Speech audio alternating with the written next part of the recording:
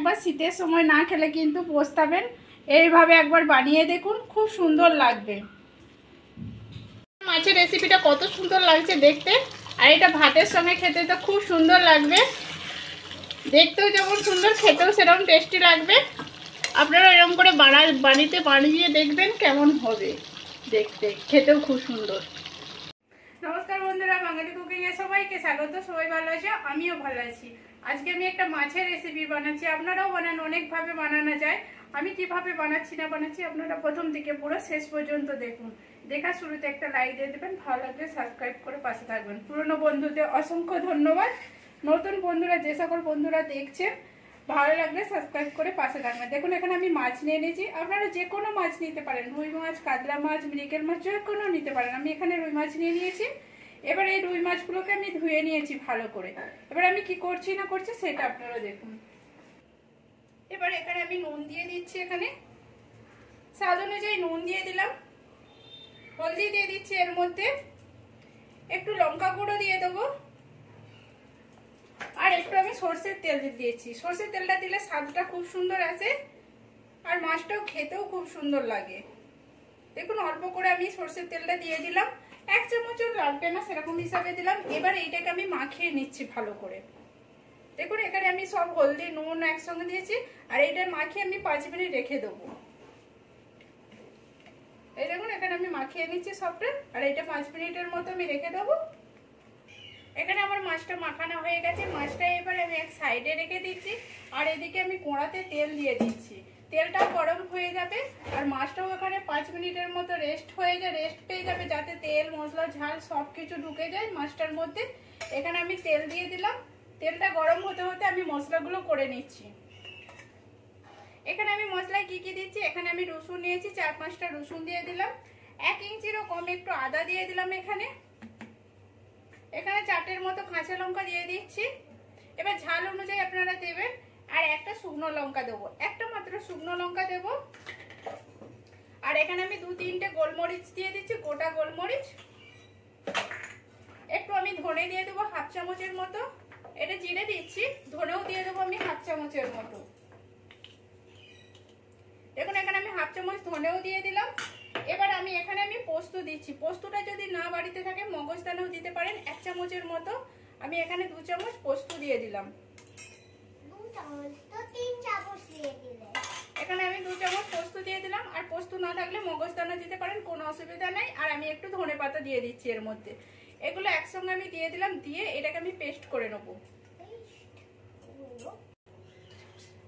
এখানে আমার তেলটা গরম হয়ে গেছে। এবার তেলটা আমি চারদিকে করে নিচ্ছি কোড়া থেকে। এই দেখুন এখানে আমি কোড়া থেকে করে নিয়েছি, আর এর মধ্যে আমি একটু নুন দিয়ে দিচ্ছি। নুনটা দিলে কি হয়, মাছটা কোড়াতে লাগবে না।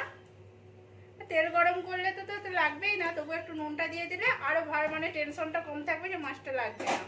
এবার এখানে আমি মাছগুলো দিয়ে দিচ্ছি একটা একটা করে। আর এখানে আমি যে মাছগুলো দিচ্ছি, মাছগুলো কিন্তু আমি আধ ভাজা, খুব ভাজবো না, যে আমরা পোড়া করে ভাজবো সেরকম ভাজবো না, একটু আধ ভাজা করে আমি রেখে দেবো। এখানে আমার মাছগুলো ভাজা হয়ে গেছে। এই দেখুন এখানে এরকম করে মাছগুলো সবগুলোই আমি ভেজে নেবো। এই দেখুন এখানে আমি মাছগুলো ভেজেছি, পুরো আধ ভাজা করে ভেজেছি। এরকম করে আমি সব মাছগুলো ভেজে নিচ্ছি। ভেজে নিয়ে তারপরে আসছি আমি। এখানে আমার মাছটা ভাজা হয়ে গেছে, আমি এবার এটা সাইডে রেখে দিচ্ছি। আর আমার যেই তেলটা আছে সেই তেলটাতে আমি রান্না করব। এখানে একটু দারচিনি দিয়ে দিচ্ছি, একটা এলাচ দিয়ে দিচ্ছি, আর 1/2 চামচের মতো জিরে দিয়ে দিলাম। জিরেগুলো এগুলো ভাজা হয়ে গেছে। এবার আমি এখানে পেঁয়াজটাকে দিয়ে দিলাম, ছোট ছোট করে পেঁয়াজটা কুচিয়ে রেখেছিলাম, পেঁয়াজটা দিয়ে দিলাম। পেঁয়াজটাকে এবার একটু ভেজে নেব।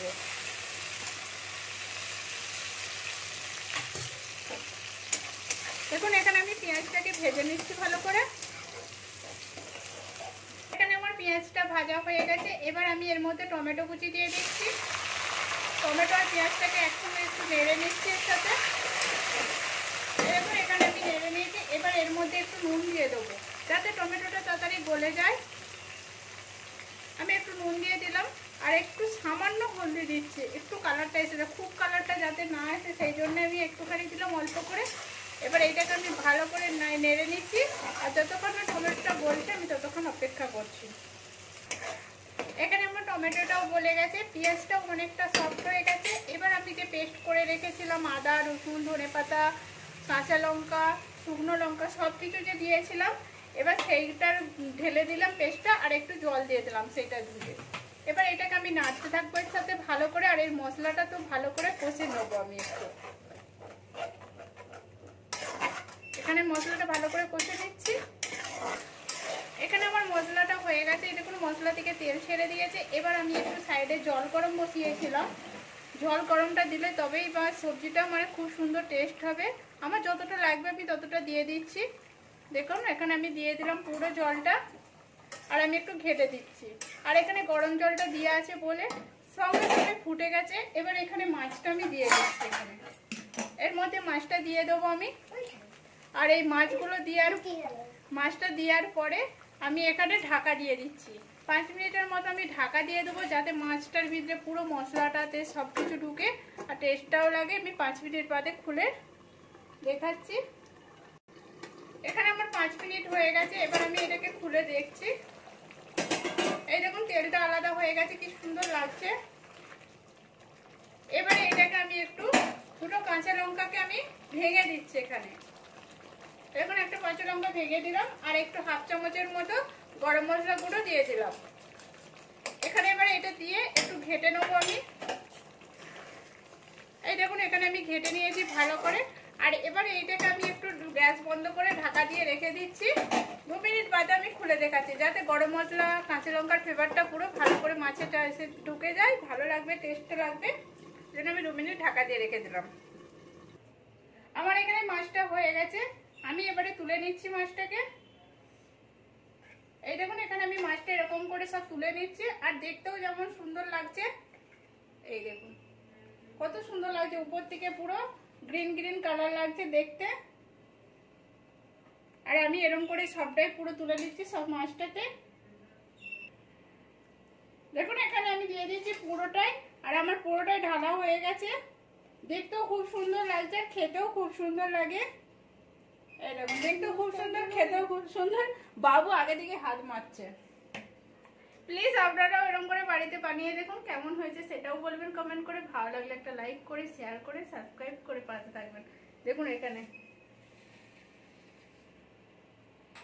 কত সুন্দর লাগছে, গ্রিন গ্রিন কালারও লাগছে দেখতে, আর খেতেও লাগে দারুণ।